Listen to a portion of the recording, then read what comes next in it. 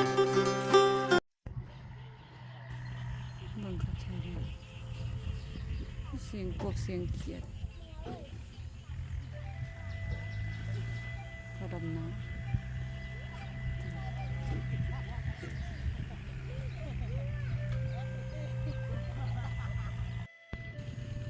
สบายดีเด้อทุกคนสบายดีสวัสดีเนาะวันนี้มาอยู่กับซองน้องออนซาวเราไต่เนาะวันนี้น้องออนพาทุกคนมาลงกะ2 คนเฮาเนาะ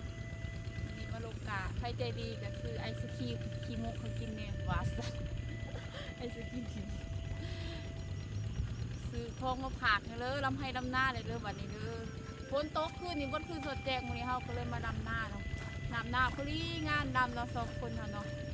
ขาตังกองสั่นก็เลยกบๆเอามาเริ่มมาลงกะซอยเนาะอ่อนแล้วกันเนาะคน2 คนเฮาเนาะมาลงกะเลยกะเขาอยู่ที่เสียงเขากะพวกเห็นเขากะชัดๆมันเป็นแบบเป็นแถวนะไหนก็คือเป็นแถวแบบโอ้มันอันนี้เป็นหลอกพระเด็กหอกบ้านคง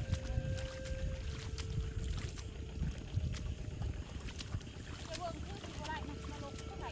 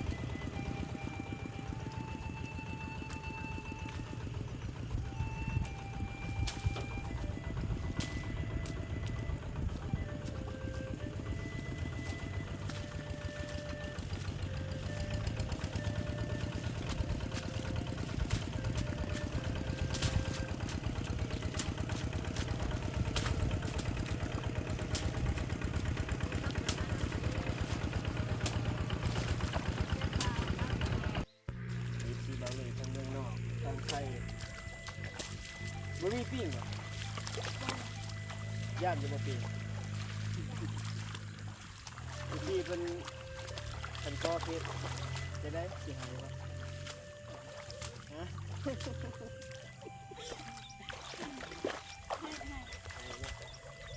อีกที่ทางลัดเนาะทางลัดวะทางบ้านห้างใหญ่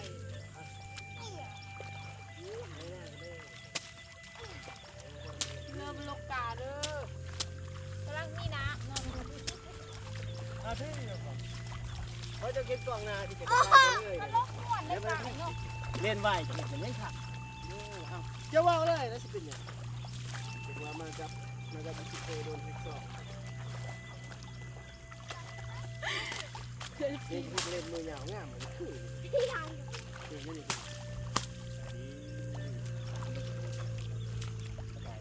ไปซื้อเลยมันทายเลยอ่ะเป็นเล่นมือยาวเป็นว่าเก็บกล่องนั่งจะทายดีกว่า โลกาอินกันเด้อเนาะโอ้ย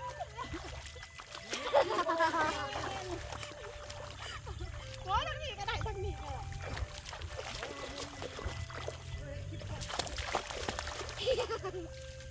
ลกไม่ได้เก่งทางนี้จับแม่ต้องลกให้มันรอดก่อนแม่โอ้ยลกให้มันรอดกำลังน่ารักจ้าพอพูดลงไปจะกำลังน่ารักจ้าได้2ตัวมาลกกะน้ำคนทับกะทับแต่ขนม2ตัวเ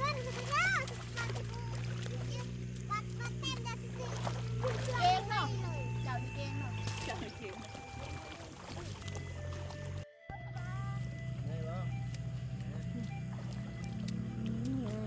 วันนี้เฮามาโลกาเนาะทีมงานเฮามีหางลูกสี่เนาะโลกาเด้อโลกาทางไหน ทางลัดเกิดมา